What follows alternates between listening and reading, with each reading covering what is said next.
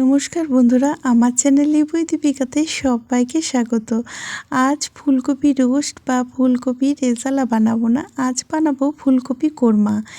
এটাও কিন্তু একটা অসাধারণ রেসিপি, যেটা পরোটা, নান, ফ্রাইড রাইস সবার সঙ্গেই ভালো লাগে।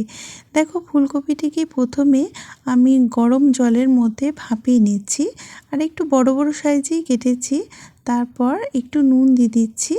এই ৩-৪ মিনিটের মতো ভাপিয়ে নিয়েছি।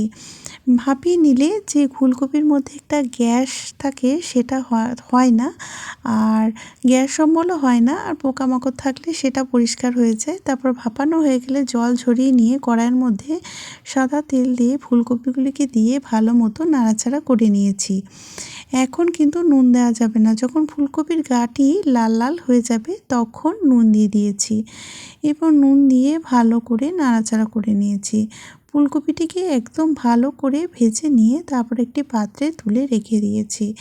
এরপর কড়াইয়ের মধ্যে আবারও তেল দিয়ে দিয়েছি। এরপর ফুলকপি কোরমা যেটা মাস্ট, মানে পেঁয়াজ বেরেস্তা, সেটা বানিয়ে নেব। তার জন্য কড়াইয়ের মধ্যে পেঁয়াজগুলিকে ভালো করে ভেজে নিয়েছি। এরপর একটু চিনি দিয়েছি, তাহলে বেরেস্তার কালারটা বেশ ভালো আসে। দেখো, পেঁয়াজটিকে আমি ভালো করে ভেজে নিচ্ছি, মানে বেরেস্তা একেবারে তৈরি হয়ে গেলে তুলে রেখে দিয়েছি। এবং কড়াইয়ের মধ্যে আবারও একটু তেল দিয়ে 1 চামচের মতো ঘি দিয়ে দিয়েছি। ঘি দিলে বেশ স্মেলটা ভালো আসে। এরপর গোটা গরম মশলা দিয়ে দিয়েছি। গোটা গরম মশলা দেওয়ার পর কড়াইয়ের খুন্তি দিয়ে একটু নাড়াচাড়া করে নিয়েছি। এরপর আমি পেঁয়াজ বাটা দিয়ে দিয়েছি।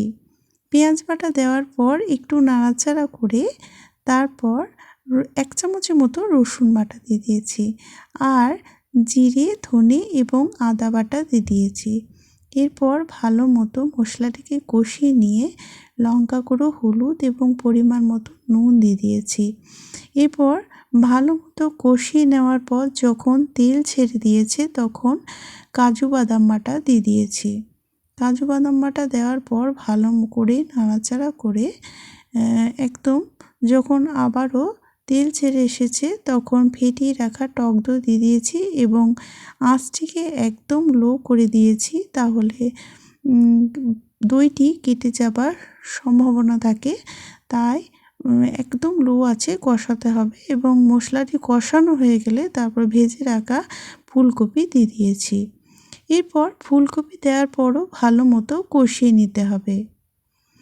এরপর দেখো, যখন একেবারে কষানো হয়ে যাবে, তখন পরিমাণ মতো জল দিয়ে দিয়েছি। তোমরা তোমাদের যেমন তোমরা চাও সেই মতো জল দেবে। এরপর দেখো, ঢাকা চাপা দিয়ে দিয়েছিলাম। এরপর ঢাকা খুলে নিয়ে তারপর উপর থেকে গরম মশলা এবং পেঁয়াজ বেরেস্তা ছড়িয়ে দিয়েছি। খেতে কিন্তু অসাধারণ হয়। একবারও হলে বাড়িতে ট্রাই করে দেখো, আর আমাকে কমেন্ট বক্সে জানিও কেমন হয়েছে।